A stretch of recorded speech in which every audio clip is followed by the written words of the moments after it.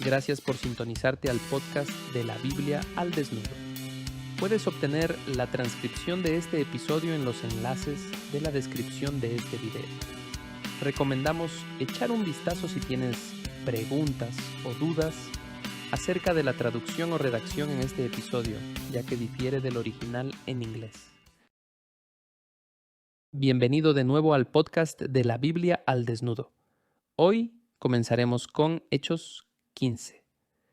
Y lo que voy a hacer, esto va a ser un poco diferente. Al principio se sentirá igual. Voy a leer todo el capítulo.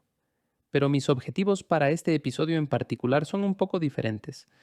Este capítulo tiene una cita bastante importante de un pasaje del Antiguo Testamento que realmente tiene implicaciones para la hermenéutica en general, y específicamente ya que se trata de la profecía. ¿Cómo funciona la profecía? Al menos en algunos casos en el Nuevo Testamento, y eso, a su vez, tiene implicaciones sobre cómo debemos pensar en el cumplimiento profético en el futuro para nosotros mismos. Ahora el pasaje te resultará familiar y lo que he dicho no es nuevo. He dicho eso antes en blogs y en diferentes presentaciones sobre cómo todo el concepto de literalismo solo necesita una definición en sí mismo, ya que es mucho más complicado de lo que la gente piensa en términos de interpretación literal de la profecía. Entonces, lo que quiero hacer en este episodio es intentar no ser abrumador, pero sí intentar ilustrar lo complicado que se vuelve esto. Y voy a llevar a los oyentes a lo que yo llamaría quizás del 10 al 15% de la complejidad de este episodio. Y haré referencia a artículos escritos por diferentes personas. Trey los publicará con el episodio para que las personas interesadas, y francamente, necesitarán un poco de griego y hebreo, al menos para uno de ellos, las personas que estén interesadas pueden ir a mirar y exponerse al otro 85% de por qué esto es tan complicado. Pero quiero tratar de abrumarlos un poco en el episodio, pero no demasiado, solo tratar de darles un sentido de la profecía, toda la discusión sobre el cumplimiento o no, y cómo debemos entender la profecía ahora es mucho más complicado de lo que sus maestros populares de profecía te inculcarán. Simplemente está a años luz de lo que te dicen. Y solo quiero que los oyentes aprecien eso y entiendan por qué Mike pone los ojos en blanco cuando alguien dice algo sobre, oh, este pasaje habla de las Torres Gemelas, o también de, oh, estoy leyendo esto en mi periódico. Eso debe ser un cumplimiento de esto de aquí. Se me ponen los ojos en blanco porque sé lo complicado que se vuelve esto. Ese es el propósito de hoy, tratar de transmitir un poco de eso a los oyentes. Así que vayamos a Hechos 15. Esta es la famosa reunión del Concilio de Jerusalén. Así que en el primer versículo dice, y algunos descendieron de Judea y enseñaban a los hermanos, si no os circuncidáis conforme al rito de Moisés, no podéis ser salvos.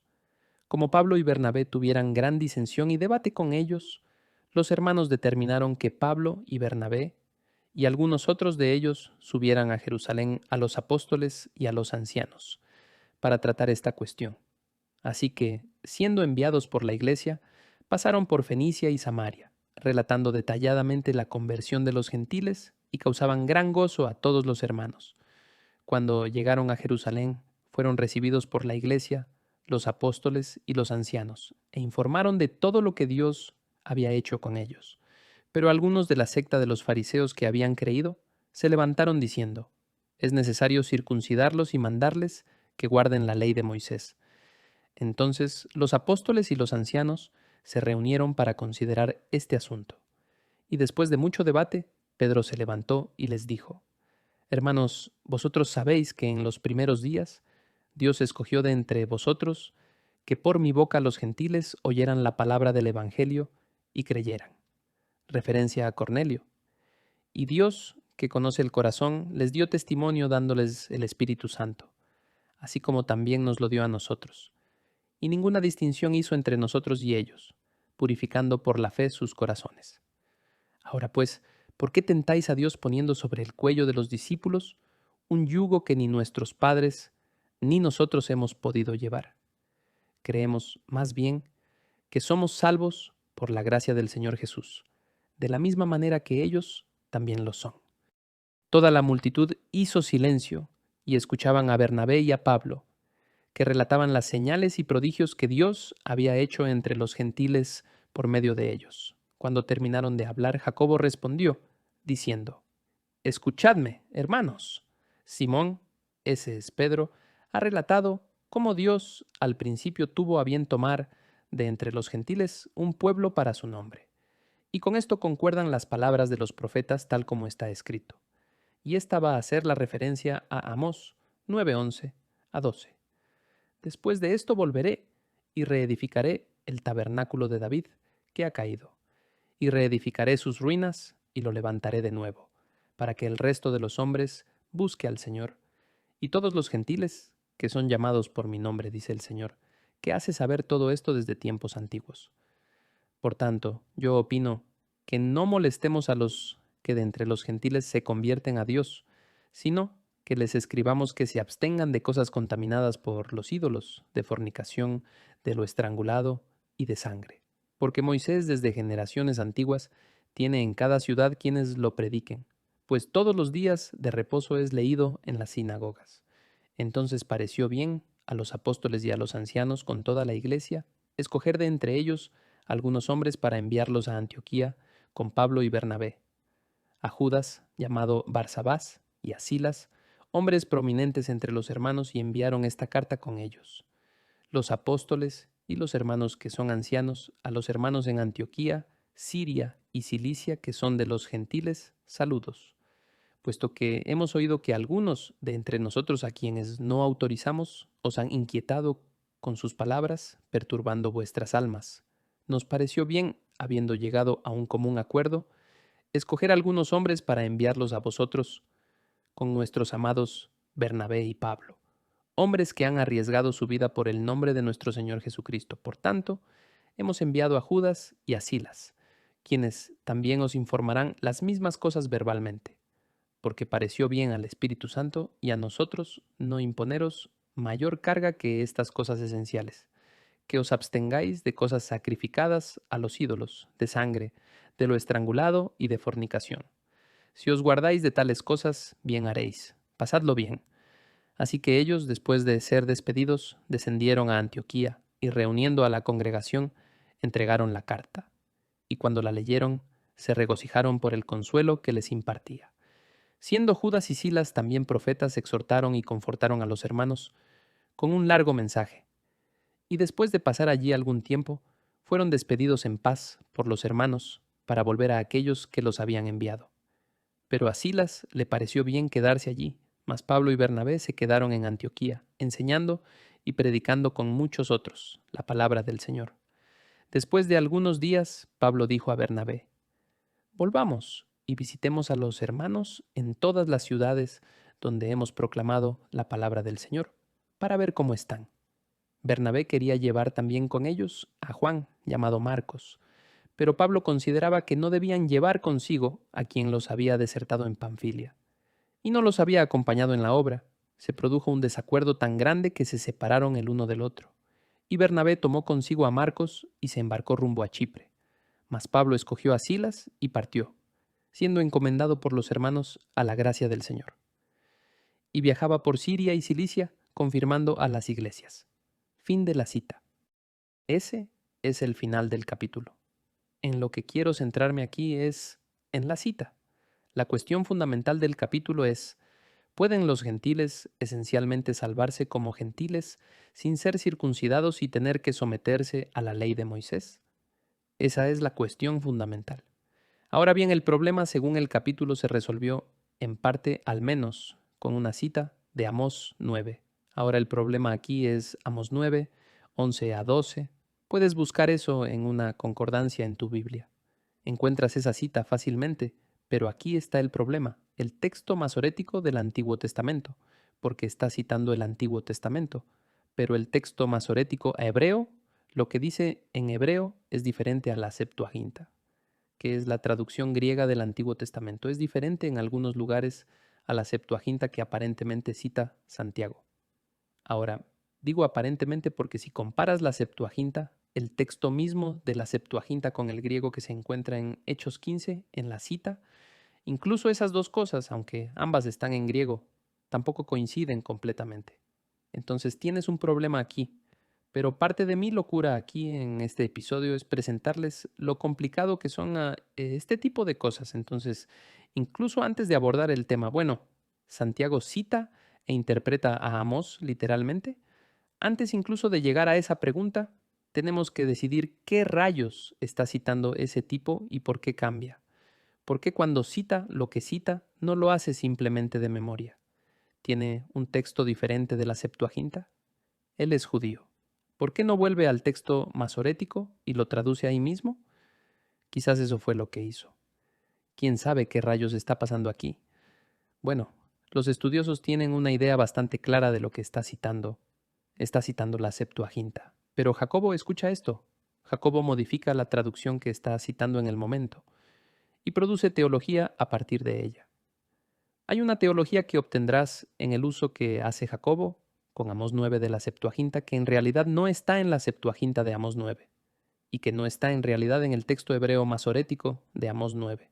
Así que literalmente está haciendo ajustes y haciendo teología en el momento, y eso estará en las Escrituras, en el texto de Hechos 9, tal como fue registrado por Lucas o como Lucas lo recuerda más tarde. Y eso es lo que tenemos.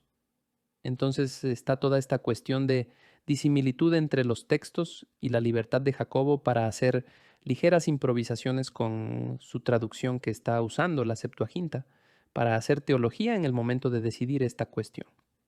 Y esta pregunta tiene un enorme efecto dominó en la teología del Nuevo Testamento. Ahora, se podría decir, incluso antes de que tuvieran la reunión, esto en cierto modo se decidió debido a las experiencias de Pedro, porque Pablo experimentó las cosas que relatan en el consejo.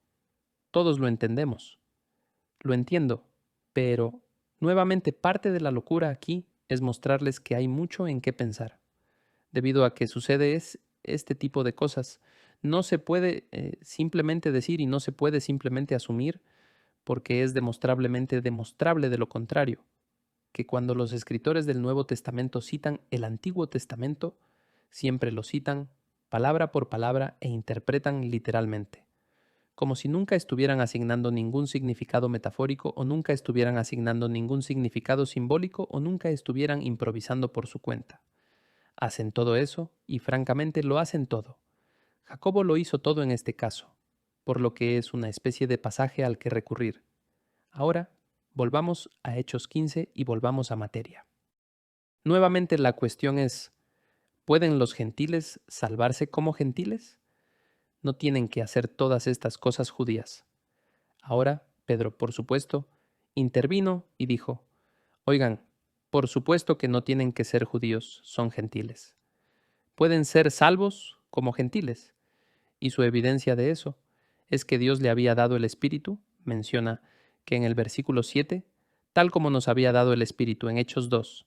Y Pedro dice, oigan, esa es la prueba de que Dios acepta a los gentiles tal como son. El versículo 8 dice que Dios sabe que el corazón dio testimonio de ellos, de los gentiles, dándoles el Espíritu Santo, tal como lo hizo con nosotros. Y Pedro va más allá. Dice que Dios ha purificado sus corazones, no ha hecho distinción entre nosotros y ellos. Él ha limpiado sus corazones por la fe. Y eso en sí mismo nos remite a la idea del Antiguo Testamento de ser circuncidado del corazón, la circuncisión del corazón, que es realmente lo que a Dios le preocupaba en primer lugar. No le preocupaba la circuncisión física, tanto como en lo que crees. ¿Dónde está tu corazón? ¿Dónde pones tu lealtad? ¿Sigues al Dios de Israel o no? ¿Crees que Él es el Dios de dioses o no? ¿Crees que Él está en una relación de pacto con tu pueblo o no? No tienes adoradores de Baal en el cielo. No me importa si has tenido el acto físico de la circuncisión. Si vas y adoras a Baal, no eres mío. No me importa tu elección. No me importa tu circuncisión. La circuncisión era la señal de la elección y todo ese tipo de cosas. Y aquellos que están familiarizados con mi blog, he cubierto este tipo de ad infinitum aquí, esta noción de que la elección en el Antiguo Testamento no tiene que ver con la salvación. No se equipara a la salvación. La elección no significa salvación. ¿Por qué? Es lo más obvio del mundo. La mayoría de la nación elegida, los israelitas, se fueron y apostataron, y por eso tuvimos el exilio. es lo más obvio del mundo para cualquiera que lea el Antiguo Testamento. Entonces tenemos esta desconexión fundamental y lo que realmente le interesa a Dios es la circuncisión del corazón. ¿Qué es lo que crees? ¿Dónde está tu lealtad creyente? ¿Es para mí o es para otro Dios? Esa es la pregunta fundamental. Y entonces Pedro dice, miren, Dios conoce sus corazones. Él sabe que se han apartado de lo que sea que estaban adorando y siguiendo y creen en el Señor Jesucristo. Y Pedro dice que eso es suficiente. Y luego Pablo y Bernabé intervienen y relatan lo que habían estado haciendo en su ministerio y eso respalda a Pedro. Y entonces llegamos a Jacobo. Ahora me referiré un poco y citaré, en algunos casos, uno de los 3 artículos que Trey habrá publicado, un artículo de Ed Glenny, quien en realidad era hace mucho tiempo, cuando comencé a ir a la universidad para la Biblia después de la escuela secundaria. Ed Glenny era uno de mis profesores. Ahora enseña en Northwestern en St. Paul y me lo encuentro todos los años. Así que me referiré al artículo de Glenny porque Ed en realidad tiene 2 doctorados. Uno de ellos lo obtuvo de la Universidad de Minnesota.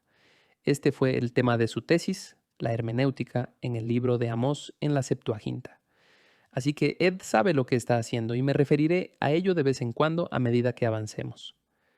Pero cuando llegamos a Jacobo en los versículos 13 a 21, cuando él se levanta y luego toma la decisión, razón por la cual cuando llegamos al versículo 13, Jacobo respondió, hermanos, escúchenme. Y dice en el versículo 19, por lo tanto, mi opinión es que debemos hacer X, Y y Z. Aparentemente, él era el líder de la iglesia en Jerusalén en ese momento. Y entonces él tiene estatus y más o menos fija la decisión y la forma en que lo hace citando este pasaje. Entonces dice Glenny, si la gente está escuchando esto, en realidad se hace referencia a esto en el artículo. Esto es de la página 3, en la nota al pie 6, lo menciona, porque la cita principal del Antiguo Testamento, al menos la esencia de la misma, es de la Septuaginta. Y el argumento que hace Jacobo depende precisamente de la diferencia entre la Septuaginta y el texto masorético en la cita. Una pregunta común es si se originó con Jacobo o con la iglesia de Jerusalén. Y a menudo se sugiere que Lucas lo compuso, fue como un taquígrafo del discurso, o lo hizo después del hecho, en concierto, con algo que los eruditos llaman la tradición exegética cristiana helenística. Y voy a volver a ese pensamiento, porque había una especie de expectativa común dentro de la comunidad creyente, tanto en términos del judaísmo como del cristianismo primitivo, de que estaba permitido que tú, como líder, como figura profética en la comunidad creyente, especialmente en un contexto como este cuando tienes a los apóstoles, todavía tienes a los que eran los 12, la mayoría de esos chicos todavía están vivos. Cuando ellos entienden e incluso creen y dicen que lo que vemos sucediendo entre nosotros ahorita es un cumplimiento de algo a lo que se aludió tal vez en 3 o 4 lugares del Antiguo Testamento, y simplemente vamos a interpretarlo aquí y usar un pasaje como un punto de partida, y realmente articular la profecía cumplida justo en nuestra presencia y la teología que resulta. Eso estaba bien. De hecho, existe una fuerte tradición interpretativa de hacer eso, tanto en el judaísmo como en la iglesia primitiva. Entonces, Glenny alude a eso. Quiero plantar eso en tu mente a medida que avanzamos. Cuando miras a Jacobo hay diferencias entre el texto hebreo y la Septuaginta. Así que comencemos por ahí.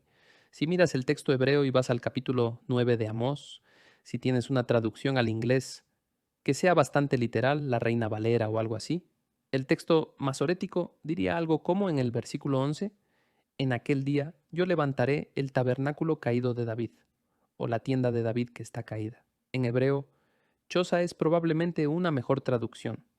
La Septuaginta usa la palabra griega que se usa 436 veces para tienda, por lo que usa la palabra tienda. Ahora la pregunta es, ¿qué se supone que significa eso que tienen que levantar el tabernáculo de David o la tienda de David que está caída? Y el resto de la cita, el resto del verso de Amós, habla de reconstruir sus ruinas y restaurarlas y todo eso. ¿De qué está hablando? Bueno, si eres literal, Me gusta hacer la pregunta de esta manera. Cuando ves la palabra tienda, ¿qué es lo primero que te viene a la mente, tienda de David? Si somos honestos, probablemente tal vez su casa, tal vez la cabaña de David, especialmente si estás leyendo la Septuaginta y viste la palabra tienda, podrías pensar en tabernáculo. Estás pensando en una tienda de campaña porque eso es literalismo, una tienda de campaña o una cabaña. Y si estuvieras leyendo especialmente la Septuaginta, estarías pensando en tabernáculo, porque esta palabra en griego se usa cientos de veces para tabernáculo, el santuario portátil. Entonces, el literalismo, ya sea que seas un lector de textos masoréticos o un lector de la Septuaginta, te haría seguir mentalmente el mismo camino de templo, tabernáculo, todo eso, especialmente con verbos como reconstruir sus ruinas y restaurar y reconstruir, ese tipo de cosas. Bueno, adivinen qué. Cuando Jacobo realmente cita esto, no se trata de una tienda de campaña, no se trata de un tabernáculo, no se trata de ninguna estructura física en absoluto. El tabernáculo de David, la tienda de David para Jacobo, es Jesús, es el Jesús resucitado. Eso es lo que ha sido reconstruido y restaurado la dinastía davídica, porque Jesús es el Mesías davídico. Entonces, el tabernáculo de David, la tienda de David, es en realidad la casa de David, su familia, su dinastía, que converge, el resultado de eso es el Mesías, es Jesús. Así que es una trayectoria muy abstracta, algunos incluso dirían complicada. Creo que abstracto es una palabra mejor. Es una especie de idea metafórica muy abstracta mirar a Amós y ver el tabernáculo de David o la tienda de David y deducir que se trata de Jesús el Mesías. Realmente no se siente como una sensación literalista reflexiva. Entonces el versículo promete, al menos según la Septuaginta, según Jacobo, ese versículo prometió una restauración futura de la dinastía de David y el reino sobre el cual gobierna, tal como lo fue en tiempos anteriores, es el restablecimiento del reino de Dios. Ahora, el versículo 14 te da otra pequeña pista. En Amós, restauraré el bienestar de mi pueblo Israel. Si recuerdas, la dinastía de David era de Judá, y el reino se dividió, y las 10 tribus del norte se exiliaron y se dispersaron por todo el mundo. Pero Amós, en el versículo 14, si Amós está hablando de reconstruir la dinastía de David, David gobernó sobre las 12 tribus. Amós dice, restauraré el bienestar de mi pueblo Israel, de todas las tribus. Bueno, ¿cómo conseguimos la reunión de todas las tribus? ¿Cómo hacemos eso? Una vez más, la gente reflexivamente puede decir, bueno, ese es el reino milenario, o eso es de 1948 cuando Israel se restableció como nación. Mira, ¿sabes de qué se trata? Es de Hechos 2. Son los judíos esparcidos por todo el mundo que regresan a Jerusalén en Pentecostés, escuchan el Evangelio, son salvos, llevan el Evangelio a las naciones en las que vivían y ponen en marcha el reino de Dios. Son judíos en todas partes, independientemente de si son judaítas o no. Están esparcidos entre los gentiles y esta fue la técnica de Dios. Esta es la estrategia de Dios de infiltración en las naciones que necesitaban ser reclamadas debido a todo el evento de Babel, la cosmovisión de Deuteronomio 32. Así que hemos visto un verso, en ese día levantaré el tabernáculo de David, y hemos obtenido al Mesías, el reino de Dios y el reclamo de las 12 tribus y las naciones en una sola frase. Así funciona la mente de Jacobo, porque cuando cita la segunda parte de Amós, hace que el remanente de la humanidad busque al Señor. Todos los gentiles son llamados por mi nombre. Tal vez digas, ¿de dónde saca estas cosas? No las obtiene de una lectura estrictamente literal. Las obtiene porque usa la Septuaginta en lugar del texto masorético y lo lee de manera abstracta y metafórica. Yo diría que lo está leyendo teológicamente, lo cual es buena teología. Ahora, en el versículo 12 de Amós, el siguiente versículo, si lees el texto hebreo, leámoslo, los versículos 11 y 12 seguidos. Este es el texto hebreo ahora y dice, en aquel día levantaré el tabernáculo caído de David, repararé sus brechas, levantaré sus ruinas, y lo reedificaré como en tiempo pasado, para que tomen posesión del remanente de Edom y de todas las naciones donde se invoca mi nombre. Declara el Señor que hace esto. Fin de la cita. Lo volveré a leer. Levantaré el tabernáculos de David, que está caído. Si eso significa la dinastía davídica, tengan eso en cuenta, versículo 12, para que posean el remanente de Edom y todas las naciones donde se invoca mi nombre. Creo que es bastante fácil para al menos los oyentes de este podcast ver que en el texto hebreo, el tabernáculo de David, la dinastía de David, sería revivida y Edom regresaría al redil. ¿Quién es Edom? Son los descendientes de Esaú, el hermano de Jacob. Jacob es Israel. Esaú, ya sabes, todo el asunto de la primogenitura. Edom será devuelto al redil y también todas las naciones donde se invoca mi nombre. Es la recuperación de las naciones, la cosmovisión de Deuteronomio 32. Entonces esta es la profecía. Y tal vez digas, bueno, ¿cómo podemos hacer todo eso con Jesús y los gentiles? Bueno, ¿no es de eso de lo que se trata Hechos 2? ¿No es de eso de lo que se trata el Evangelio? De reclamar las naciones extrayendo de cada una de ellas personas que aceptarán al Mesías y extenderán el reino de Dios bajo la autoridad del Rey, que es el Mesías davídico. ¿No es eso lo que realmente estaba pasando? Pero aquí está el problema. Cuando Jacobo lo cita, no dice que tomen posesión del remanente de Edom. La Septuaginta no dice eso. La Septuaginta básicamente dice lo que Jacobo dice aquí y dice, para que el resto de los hombres busque al Señor. Así que ahora no tenemos a los israelitas, la dinastía davídica, buscando y poseyendo a Edom. En cambio, tenemos al remanente de la humanidad buscando al Señor. Este sujeto y el objeto de quien busca y quién es buscado están invertidos. Están invertidos 180 grados y la palabra para Edom se cambia a humanidad. Si sabes hebreo, sabrás que Edom es Aleph, Dalet y Mem. Esas consonantes, menos la vocal O larga, son las mismas que la palabra para Adam, que significa humanidad.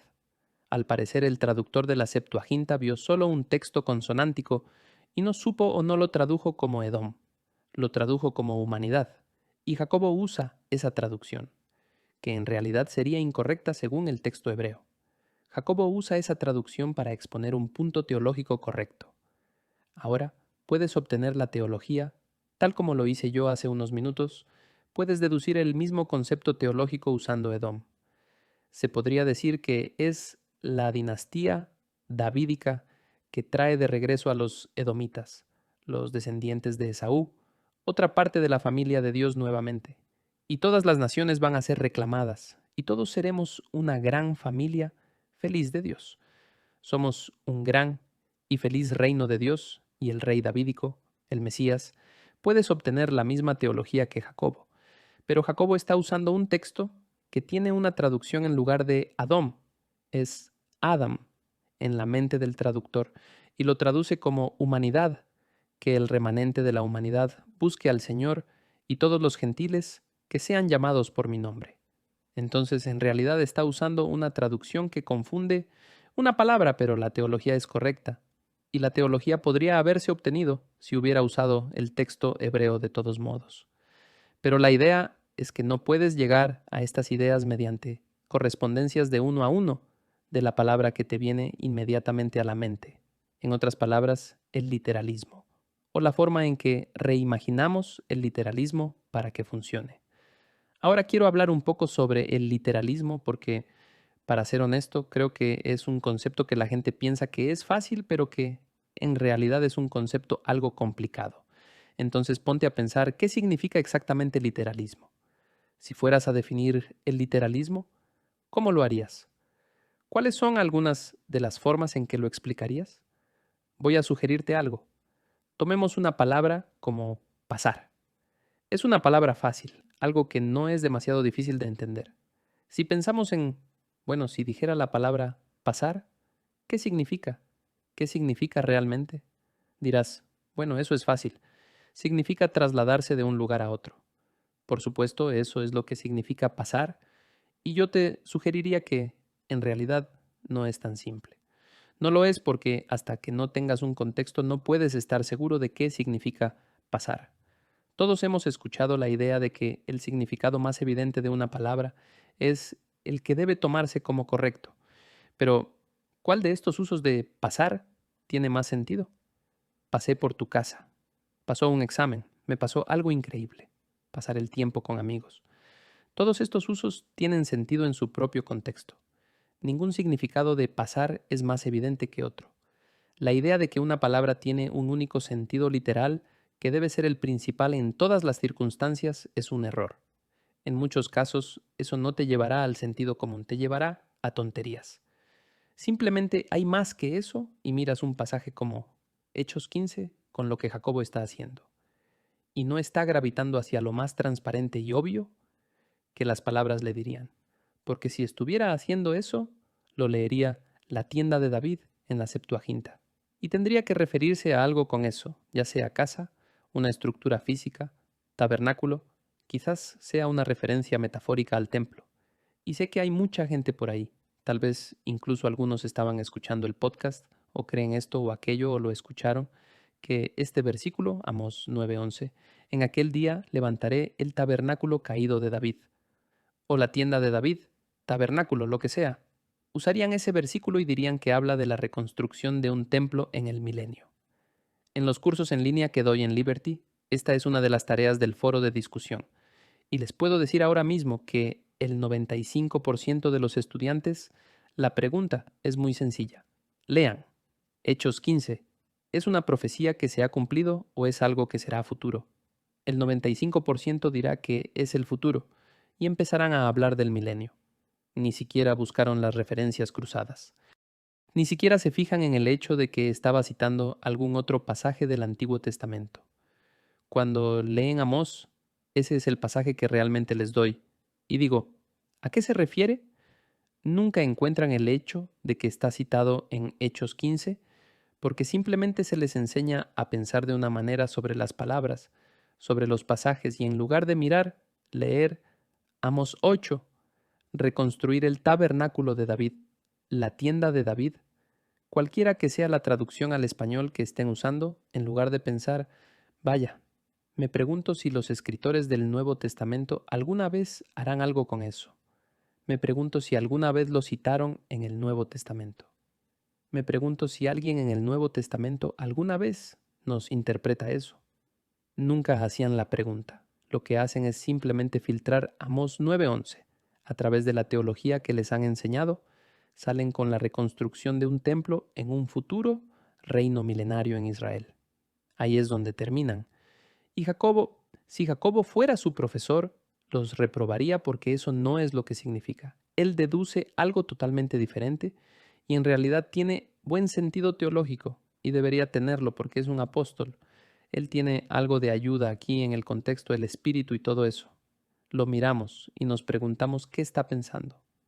Bueno, si lo pensamos un poco, si lo ponemos en su cosmovisión teológica bíblica más amplia, podemos ver cómo lo deducen. Pero la cuestión es que no hagas suposiciones. No hagas suposiciones sobre cómo funciona el lenguaje de cumplimiento y cómo funciona la profecía. No asumas que existe una literalidad de correspondencia uno a uno. A veces la hay, a veces no la hay. Simplemente depende. Les daré otro ejemplo que me gusta mencionar. En Mateo 2:15 dice, cuando habla del regreso del niño Jesús de Egipto, con José y María después de haber huido a Egipto para alejarse de Herodes.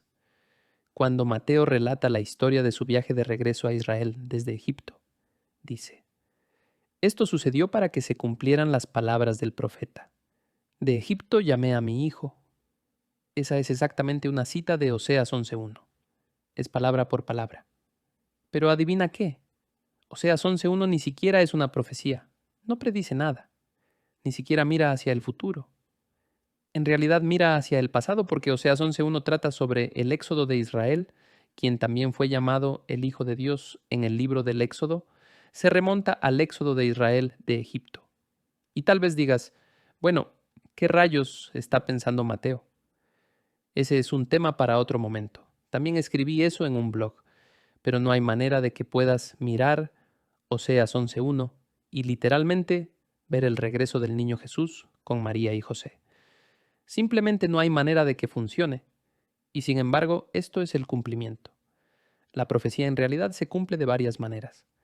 Tienes analogías que son sorprendentes. Tienes metáforas que se articulan, se usan y se explican.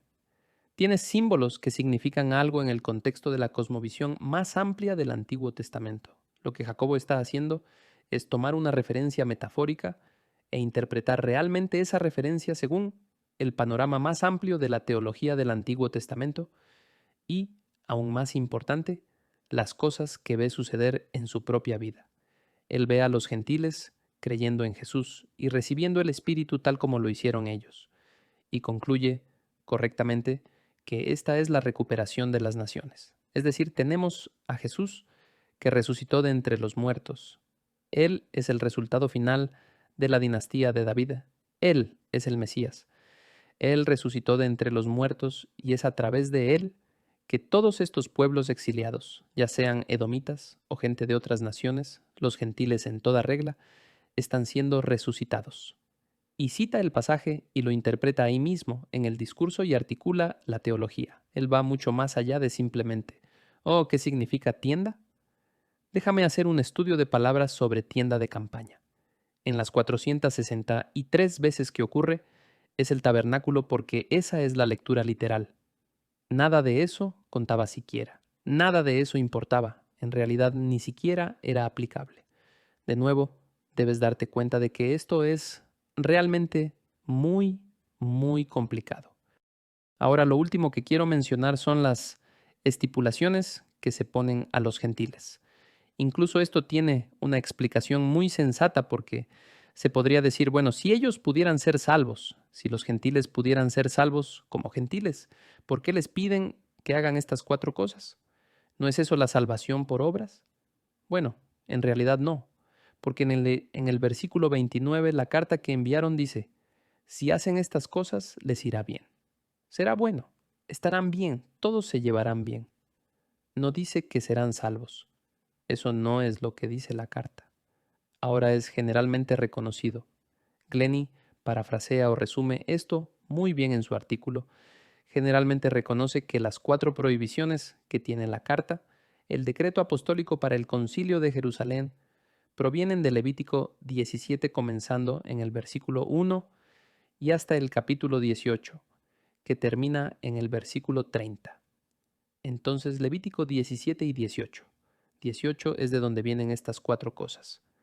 Ahora lo que está menos claro es por qué se eligieron esas cuatro y cómo podrían relacionarse con la cita de Amós. Glenny escribe esto y dice, Levítico 17 a 18 en el texto masorético contiene 5 apariciones de la frase, y cito, capten esto, el extranjero que vive entre ellos o entre ustedes. Levítico 17:8, 10, 12, 13 y luego 18, 26. Y Glenny continúa. Las apariciones de esta frase están conectadas con 4 prohibiciones diferentes en estos capítulos para los gentiles que viven en Israel. En otras palabras, que viven entre el pueblo de Dios. 2 están relacionadas con la misma prohibición, o sea, Levítico 17:10 y 17:12. Como resultado, hay 4 cosas que están prohibidas al extranjero que vive entre vosotros en el libro de Levítico. Y resulta que corresponden en el mismo orden incluso a las 4 prohibiciones de la carta apostólica. Fin de la cita. Y aquí están las 4. Recuerden de abstenerse de lo sacrificado a los ídolos, la carne que había sido sacrificada a los ídolos en el versículo 29. Todos estos son de Hechos 15:29. Todos están enumerados en un verso. Pero la referencia a lo sacrificado a los ídolos proviene de Levítico 17:8 a 9. La referencia a la sangre proviene de Levítico 17:10 y 12. La referencia a la carne de animales que habían sido estrangulados proviene de Levítico 17:13. Y la referencia a la moral sexual proviene de Levítico 18:26, que se remonta a una larga lista de prohibiciones en Levítico 18:6-23. Este es el punto. Glenny dice, y cito, esto demuestra que aunque los cristianos gentiles no están bajo la ley, las escrituras judías todavía tienen autoridad para tomar esta decisión. La decisión que se toma con respecto a los gentiles en Hechos 15 se basa finalmente en esas escrituras que hablan directamente de la situación bajo consideración. Fin de la cita. ¿Qué hacemos con los gentiles que ahora son parte del pueblo de Dios? Están entre nosotros.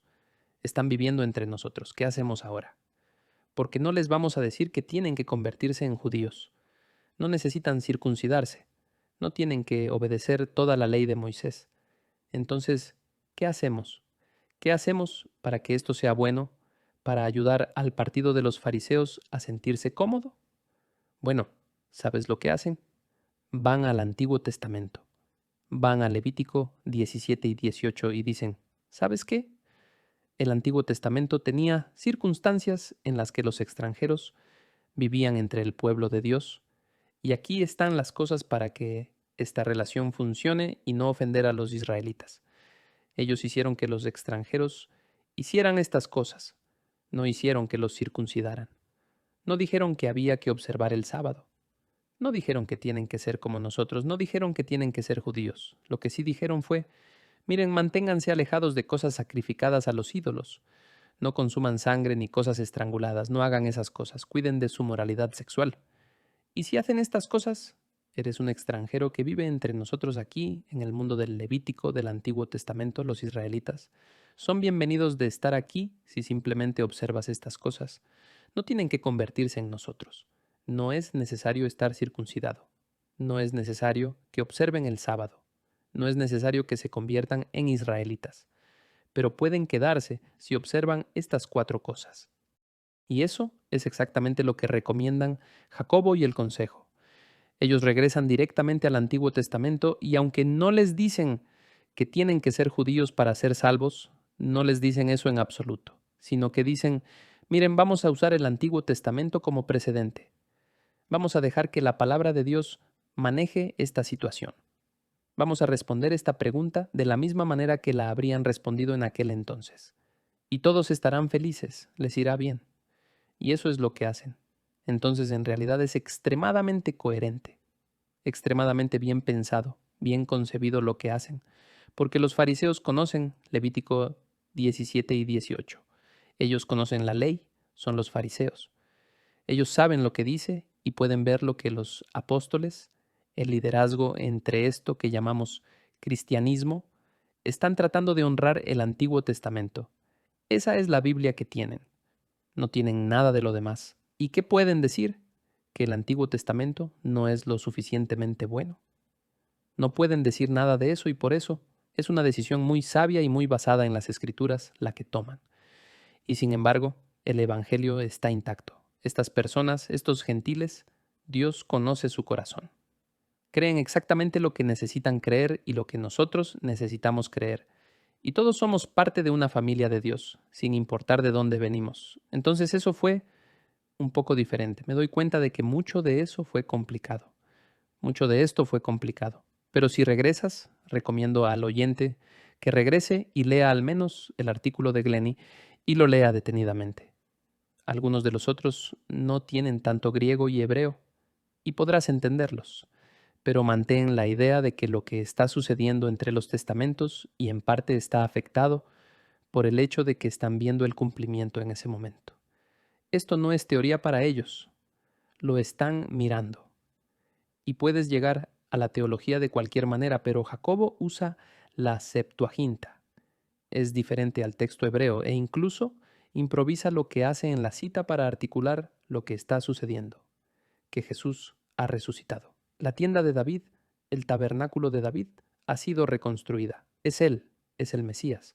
Las tribus ahora se están uniendo y los gentiles están volviendo al redil.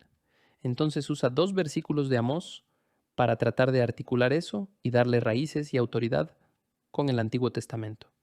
Y luego, cuando se trata de las estipulaciones, hace exactamente lo mismo, tratando de darle la autoridad de las Escrituras, porque son las únicas Escrituras que tienen y tomar una decisión. Y creo que hicieron una buena decisión y puedes entender cómo concluyeron eso.